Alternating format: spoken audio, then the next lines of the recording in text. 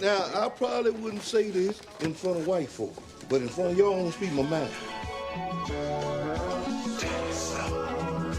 Take it slow. What's up, good people? This is Rell Talk, the podcast. My name is Rell.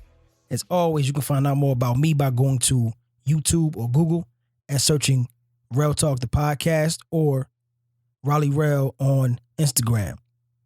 The topic of today's show is called, Do You Really Want to Win or Just Look Good Losing? If you watched news in the past few days, then I'm sure you've heard the story of the 5 Brooklyn teenagers who were shot over a luxury backpack in Brooklyn on a basketball court. This MCM backpack is worth up to $700. It looks like it was stolen by someone here in the playground as teens were playing basketball around 4:45, leading to one suspect firing off at least 6 or 7 shots. And the 5 boys were hit. They range in age from 15 to 18. Their gunshot wounds include leg, hand, cheek, and stomach, and the neck as well. And while all are considered non-life-threatening, a couple of them pretty serious. Bullets flying around here at 4:45 in the afternoon as younger kids, age 5 or 6, were only playing yards away and had to run for cover. As the NYPD tries to zero in on this lone suspect, they're reviewing surveillance cameras from this neighborhood. Do you really want to win or just look good losing? That's the question.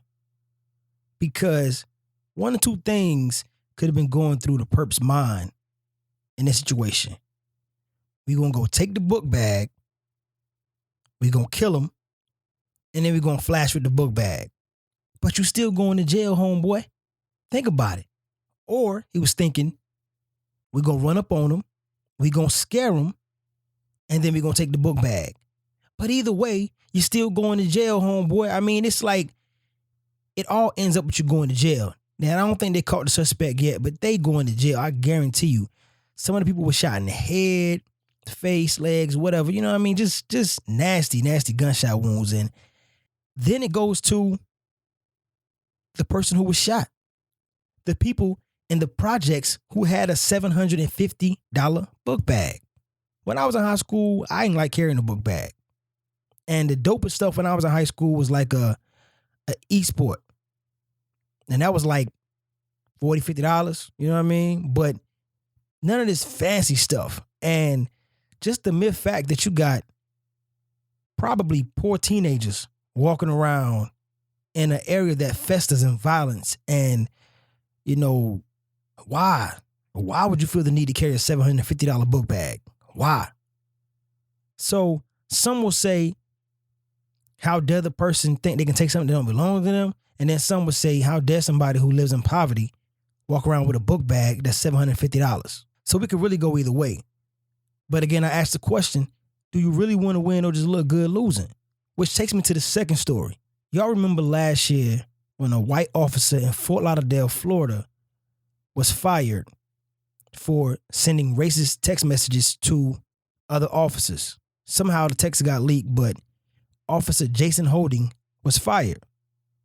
Now, a year later, Jason Holding wants his job back. But listen to some of the text messages that he sent out to other officers.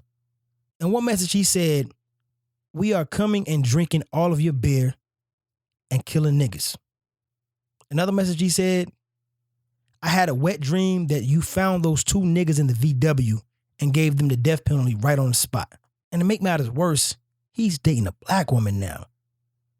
And she's on the stand with him. Y'all check this out. This white police officer fired over alleged bigotry appealed that dismissal today. It might not have hurt that he had help from his black girlfriend who testified on his behalf. Fired Fort Lauderdale cop Jason Holding trying to persuade an arbitrator to order him rehired. An uphill climb after these racist photos of the president, of blacks being attacked by police dogs, even mock on-the-spot executions of minorities showed up on the cell phones of Officer Holding and 3 other cops. Holding got help today from his African-American girlfriend. They became an item after the allegations against him surfaced. There are people that make mistakes. There are people that say things that they don't mean. he's a cop. He shouldn't have said the word. Correct. Officer James Wells here, Officer Alex Alvarez, Officer Holding, and a fourth Lauderdale cop all lost their jobs as a result of their racist communications. The police chief today saying it doesn't matter if the cops exchanged bigoted texts on their private phones. Off duty, on duty, whatever you do, once it comes to light, you're a police officer, everyone is going to look at your actions. As his parents cried, that I'm not a racist. I never have been a racist. I never will be a racist. Holding said his frequent use of the N-word may have been influenced by working a tough inner-city neighborhood. Now, I'm not going to sit up here and talk bad about the sister or disparage her, because who knows what she saw in this guy. For all we know, she didn't know that he was the cop who was fired for making racist comments. But I will say this. Once she found out, she should have broke camp. It is utterly irresponsible for her to still be with this racist. You are racist. Y'all heard the text messages. What are you if you're not a racist? What are you if you said you had a wet dream that somebody executed 2 niggas on the spot? Come on, y'all. Come on, sister.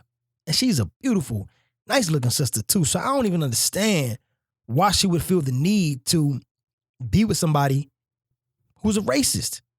But, with that said, you do have some black women out here who, no matter what, white is right, and they want to be with a white guy no matter what, even if he's a racist. He's just not black, and that's good enough for them. And that part of the game is jacked up because she'll never really get the picture, you know what I mean? She'll never really understand if she has a brother or if she has any male relative that has ever had dealings with a police officer in Fort Lauderdale, she should feel sympathy. Like, this is who's out here patrolling y'all. The chief said, it goes beyond free speech when you are a police officer because we expect you to uphold a code of conduct. So he can cry, his parents can cry, his girlfriend can cry, but I don't care. You should be fired for a lifetime. They should take his officer license because you can't trust somebody like that on the streets to patrol a certain group of people. And don't give us that excuse about you were patrolling a rough neighborhood, which is why you were freely saying the N-word. Get out of here with that, man. They got all kind of victim excuses. We don't want to hear it. Point is, we don't trust you. We don't trust you in our community. We don't trust none of y'all because they were just the 4 that got caught. Believe that. That's all I have for y'all tonight. As I always say, y'all go be great. And until next time, thank y'all for listening to Rell Talk, the podcast.